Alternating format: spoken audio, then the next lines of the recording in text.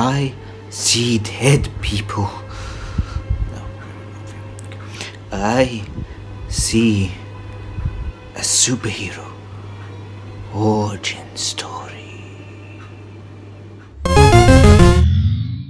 Hello YouTube, Ash here and welcome to today's episode of Ash Talks. On today's episode I am gonna do a retro review. Yes, I'm gonna be talking about Unbreakable. So this film came out in the year 2000, which is 18 years ago. Damn, I'm getting old. And seeing as I'm going to be doing more of these retro reviews in the future, let's put down what my standard for retro is. Any film that is 10 years old will be considered retro by my part. And it helps me to feel young. I'm getting old. 18 years ago. It's 20. Anyway, I better get this review started before I get any more white hairs on my beard or my head totally falls out. So let's get into it! So the film stars Bruce Willis and Samuel L. Jackson and is directed by M. Night Shyamalan.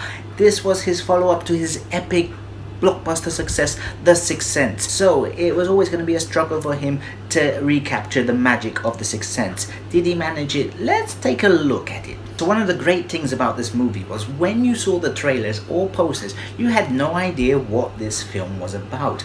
All the trailer showed you was Bruce Willis's character surviving a train wreck. Was he a ghost like The Sixth Sense? Was it something else? You went into this movie and you had no idea, and that was one of the great things that M. Night Shyamalan did back then. Even in his later movies, he always tried to be the king of the twists. And yeah, what it turned out to be, this was a superhero origin movie. And you don't know that until like halfway through it, when he finally sort of meets Samuel L. Jackson and he starts to believe that he's got these sort of gifts. And that's what the basic simple plot of this film is. Bruce Willis's character survives a train crash. He's the only survivor. He doesn't even break a bone in his body. But then he gets contacted by Samuel L. Jackson's character, who is a strange character. He has a condition where basically his bones are really fragile. They crack and break very, very easily. So he meets up with Bruce and tells him this theory that he believes that there's a spectrum, that one side would be people like him who get injured very easily, and on the other side of the spectrum would be people who can never get injured, you know, whose bones are hard as steel. And he says, you know, maybe you're destined for more. Maybe that's why you're unhappy. Because we find out that Bruce Willis's character is kind of unhappy in the life he's living. Which goes into a deeper issue that maybe if you're not doing something that you're meant to do, you can never be totally happy. And this is what Samuel L. Jackson tells him. Maybe he's destined for something more than just being a security guard. Its pacing, although very good, is quite slow.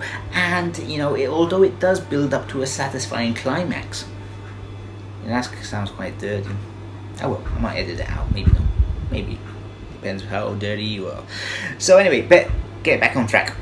I think today's viewers who've been brought up with superhero films that are like full of action, even the origin stories, might find this a bit slow. However, back then, when superhero movies weren't really all the massive hit they were, in fact they were a struggle to be accepted, this was a fantastic superhero movie. It was something new, something that you hadn't seen before, and that's what makes it even more brilliant. It all leads up to the fantastic twist ending, which I will not spoil because there might be people who haven't seen this. Confession time, I had not seen this film until last week. Yes, the film was released 18 years ago and I had not seen it despite loving The Sixth Sense. I had not watched this film. It was on my list of things to watch.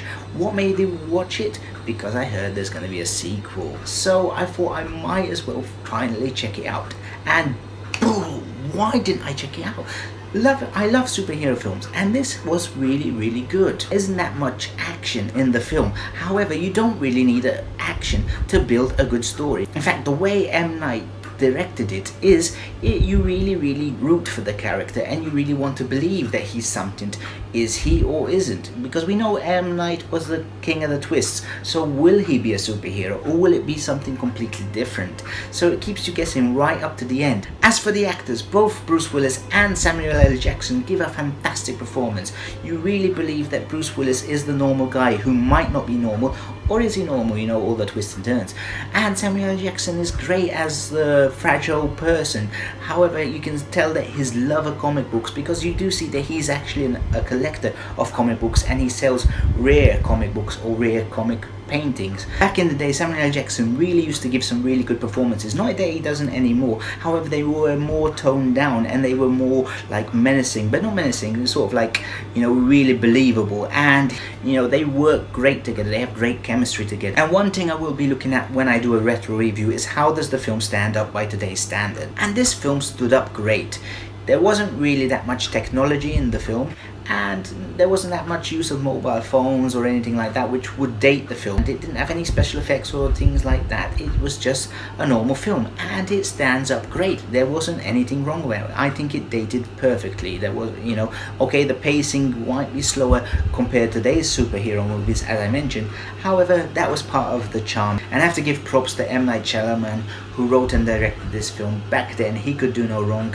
This story was really great. It was directed brilliantly, the story flowed, and I know he fell off track with The Happening and The Last Airbender, which were crap to be honest. However, back then he showed he was a really good director, and he did redeem himself with Split last year, so hopefully he's getting back on track. So in conclusion, I will give Unbreakable a 4.5 out of a 5. And I'm only knocking off half a point because, as mentioned, the film is a bit too slow. I know I mentioned it helps build the character, but sometimes it pushes it a bit too much. But despite that, it is a fantastic film. It's a classic. You should definitely watch it. And if you like superhero films, you will definitely enjoy this film. And if you like films with twists, you will also enjoy this film because the twist is fantastic. Again, I will say this.